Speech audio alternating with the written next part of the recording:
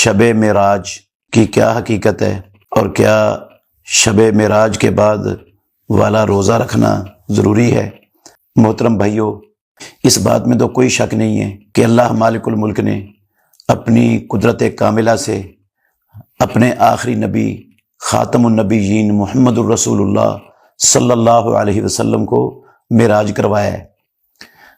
مکہ سے لے کر بیت المقدس تک اور بیت المقدس سے لے کر 7ویں آسمان تک اور 7ویں آسمان سے سدرۃ المنتہا تک اللہ رب العالمین نے حالت بیداری میں رسول اللہ صلی اللہ علیہ وسلم کو رات کے کچھ حصے میں سیر کروائی اور پھر مکے پہنچا بھی دیا۔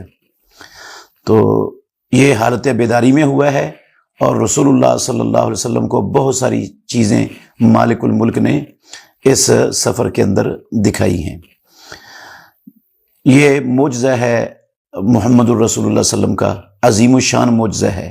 اس معجزے کے ایک حصے کا تذکرہ اللہ نے سورہ بنی اسرائیل کی پہلی آیت میں کیا ہے، سبحان الذی اسری بعبدہ لیلا من المسجد الحرام الی المسجد الاقصی، اور اس کا تذکرہ سورہ نجم میں بھی ہوا ہے۔ احادیث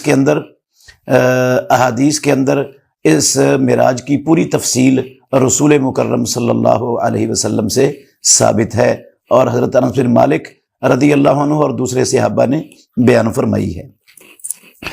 رہا اس رات، یہ کون سی رات تھی، یہ اللہ رب العالمین بہتر جانتے ہیں۔ اللہ رب العالمین نے اس رات کا علم اپنے بندوں سے چھپا دیا ہے، وہ اس کی حکمت بھی رب العالمین بہتر جانتے ہیں۔ رسول مکرم صلی اللہ علیہ وسلم نے اس رات کی کوئی تعیین نہیں کی، خلفائے راشدین نے اس رات کی کوئی تعیین نہیں کی، صحابہ میں سے کسی صحابی نے اس رات کی کوئی تعیین نہیں کی۔ تاریخ اور سیرت نگاروں میں شدید اختلاف ہے کہ یہ تاریخ میں بھی اختلاف ہے اور حتیٰ کہ مہینے میں بھی اختلاف ہے اور سال میں بھی اختلاف ہے کہ کس سال رسول اللہ صلی اللہ علیہ وسلم کو اللہ رب العالمین نے یہ معراج کا اور اسراء کا معجزہ عطا فرمایا ہے۔ تو یہ 27 رجب والی کوئی سند دنیا میں موجود نہیں ہے، یہ خام خواہ لوگوں نے اپنے پاس سے ہی بنا لیا بغیر کسی دلیل کے اور بغیر سند کے۔ معراج ہوا ہے، اس کا انکار نہیں ہے، بہت بڑی عظمت اللہ نے دی ہے محمد الرسول اللہ صلی اللہ علیہ وسلم کو، اس کا انکار نہیں ہے، لیکن وہ 27 تھی، 27 رجب کی رات تھی، اس کی دلیل کوئی نہیں ہے، نہ قرآن میں، نہ پیارے پیغمبر کی سنت اور حدیث میں، اور نہ صحابہ رضوان اللہ علیہم اجمعین کی زبان سے اس کا کہیں تصور اور نام و نشان بھی موجود ہے۔ باقی معراج ہوا ہے رسول اللہ صلی اللہ علیہ وسلم کو، اللہ کے نبی نے اس معراج کے بعد کبھی بھی معراج کی رات کو جاگ کر عبادت نہیں کی۔ ابو بکر صدیق رضی اللہ عنہ نے نہیں کی، فاروق اعظم نے نہیں کی، علی المرتضیٰ نے نہیں کی، عثمان غنی نے نہیں کی، طلحہ و زبیر نے نہیں کی، سعد و سعید نے نہیں کی، حسن و حسین رضی اللہ عنہما نے نہیں کی، کسی ایک صحابی نے بھی کوئی سپیشل عبادت نہیں کی معراج کی رات کے نام سے۔ ویسے جو تہجد پڑھتے تھے صحابہ اور رسول اللہ صلی اللہ علیہ وسلم وہ پڑھتے تھے ہمیشہ، لیکن سپیشل معراج کے نام سے آپ نے کوئی رات منائی ہو، جشن منایا ہو، چراغاں کیا ہو اور اس کی کوئی عبادت کی ہو، ایسا صحیح حدیث میں اور صحابہ کی زندگیوں میں کہیں وجود نہیں ہے۔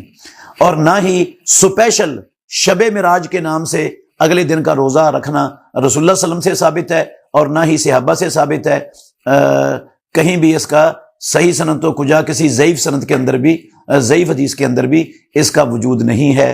یہ کام اگر ثواب ہوتا، نیکی ہوتا، اللہ کے تقرب کا ذریعہ ہوتا اور اللہ کی عبادت ہوتی تو سب سے پہلے رسول اللہ صلی اللہ علیہ وسلم ضرور کرتے، صحابہ ضرور کرتے۔ اگر انہوں نے نہیں کیا تو یہ ہمیں اس سے گریز کرنا چاہیے، کیونکہ اسلام رسول اللہ صلی اللہ علیہ وسلم کی زندگی میں مکمل ہو گیا ہے، صحابہ نے اس پر عمل کیا ہے، جیسے صحابہ نے عمل کیا ہے ویسے ہم عمل کریں گے تو پھر اللہ کے ہاں وہ ہمارا عمل قبول ہوگا، ورنہ وہ عمل ہمارے منہ پر دے مارا جائے گا۔